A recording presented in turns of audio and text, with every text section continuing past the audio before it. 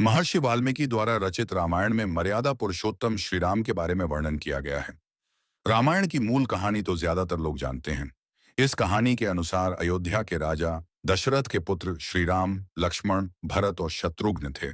श्री राम का विवाह हुआ, जिसके बाद उनका राज्याभिषेक होना था, लेकिन मंथरा ने रानी कैकेयी की मति हरण करके भरत का राज तिलक कराने के लिए उन्हें उकसाया और दूसरी तरफ श्री राम को वनवास भेजने का सुझाव दिया।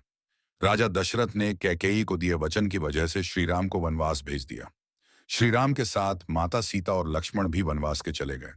इसके बाद माता सीता का रावण द्वारा अपहरण और फिर श्री राम द्वारा रावण का वध करने की कहानी रामायण का सार है। रामायण की मूल कहानी के साथ कुछ ऐसे भी अनसुने पहलू हैं जिनके बारे में बहुत कम लोग जानते हैं। आइए जानते हैं रामायण के अनसुने पहलू। रावण जब माता सीता का अपहरण करके अशोक वाटिका में लाया था, तो माता सीता भूख से व्याकुल थीं, लेकिन वे रावण का अधर्म से कमाया अन्न नहीं खाना चाहती थीं। यह देखकर ब्रह्मा जी ने इंद्रदेव के हाथों एक दिव्य खीर भेजी। इंद्र ने छल से सभी राक्षसों को यह दिव्य खीर खिलाई, जिसे खाकर सारे राक्षस गहरी नींद में सो गए। और इसके बाद माता सीता ने ब्रह्मा जी के अनुरोध पर खीर खाई, जिससे कि उनकी भूख प्यास शांत हो गई। रामायण के अनुसार रावण ज्ञानी होने के साथ मायावी भी था, इसलिए अपनी माया का प्रयोग करके कहीं भी जा सकता था। एक बार रावण स्वर्गलोक पहुंचा। वहां वो रंभा नाम की अप्सरा पर मोहित हो गया। वो रंभा के साथ प्रेम संबंध बनाने की चाह रखने लगा, लेकिन रंभा ने रावण की मंशा को समझकर उससे कहा, भाई कुबेर के पुत्र नल कुबेर की प्रेमिका हूं, इसीलिए मैं आपकी पुत्र वधू हुई।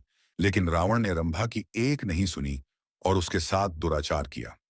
रावण के इस काम से क्रोधित होकर रंभा ने रावण को शाप दिया कि भविष्य में यदि रावण किसी भी स्त्री को उसकी मर्जी के बिना स्पर्श करेगा तो उसके सिर के 100 टुकड़े हो जाएंगे। यही वजह है कि रावण ने माता सीता को कभी स्पर्श नहीं किया। बहुत कम लोग यह बात जानते हैं कि सीता हरण के समय जिस गिद्धराज जटायु ने माता सीता को बचाने का प्रयास किया था, उनके पिता अरुण हैं। अरुण सूर्यदेव के रथ के सारथी भी हैं। जटायु की मृत्यु के बाद भगवान राम ने जटायु का अंतिम संस्कार गोदावरी नदी के तट पर किया था। छत्तीसगढ़ के दंडकारण्य में गिद्धराज जटायु का प्रसिद्ध मंदिर भी है।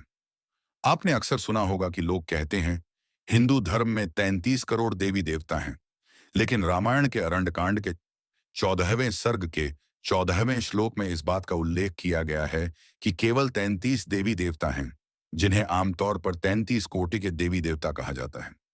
रामायण ग्रंथ के अनुसार 12 आदित्य, रुद्र और 2 अश्विनी कुमार, यही 33 कोटि के देवी देवताओं की श्रेणी है।